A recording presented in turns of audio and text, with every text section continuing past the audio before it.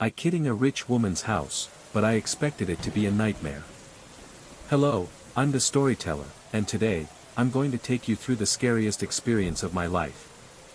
If you're watching this video at night, turn on a small light next to you, because this story might make you think twice about being alone in a strange house.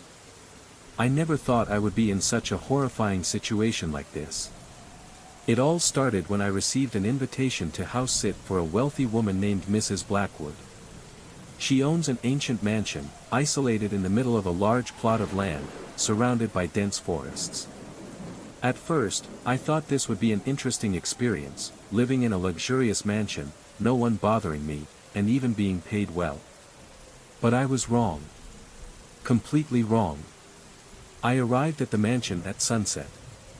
The house stood tall in the sunset, darkness began to swallow everything around. The huge oak door opened, making groaning sounds as if no one had used it for a long time. Hello.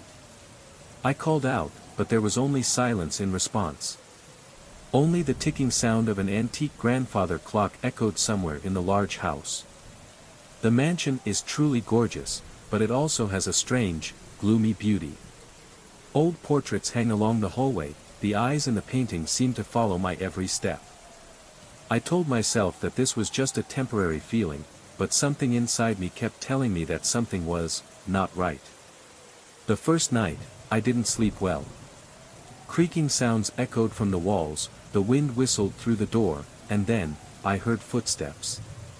At first, I tried to reassure myself that it was just the sound of the old house moving with time. But while I was showering, the noise became clearer, someone was opening a drawer in my bedroom. I held my breath. My heart pounded as I realized this couldn't be my imagination anymore. There's someone in this house. I quickly dressed and grabbed something that could be used as a weapon, a crystal soap dish. It's not worth much, but right now, I don't have much of a choice. I tiptoed out of the bathroom. The hallway was dark. But as soon as I reached the top of the stairs, the wooden floor made a crack sound. The sound of rummaging in the bedroom immediately stopped.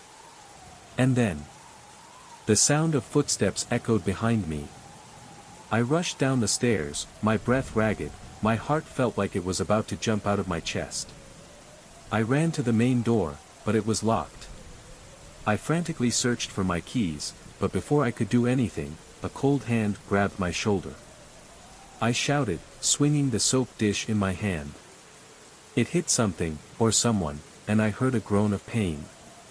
Without having time to see who it was, I rushed into the kitchen, opened the back door and ran straight out into the night. The cold wind cuts the skin. I rushed across the lawn and into the woods behind the house. I don't dare turn back, I can only run. After a while, I saw light. A house. I ran towards it, but as I got closer, I froze. It was the Blackwood mansion. I was running in circles. In front of the mansion, a police car was parked. And then, the door opened, Mrs. Blackwood came out with a tall man, with a bruise on his face. "Sarah dear, are you okay?" She looked at me worriedly. "There's someone in the house. He's chasing me." I panted, trying to explain. The other man frowned. "I'm sorry, I didn't mean to scare you." Mrs. Blackwood put her hand on my shoulder. "Sarah, this is my husband, Harold. He came home earlier than expected, and was just looking for his reading glasses." I was dumbfounded. Harold touched the bruise on his cheek and smiled wryly. "You hit hard." My adrenaline dissipated, leaving behind an overwhelming feeling of shame. I smiled wryly, trying to calm myself down. Everything was just a misunderstanding, right? But when I went to bed that night, I still felt like something was wrong. What if it wasn't Harold? What if there really was an intruder in this house, lurking in the dark corners, waiting for another moment to reveal himself? The mansion is larger and more empty than ever. And I'm not sure that I'm really alone. Thank you for watching. Don't forget to like and subscribe to the channel so you don't miss the next horror stories.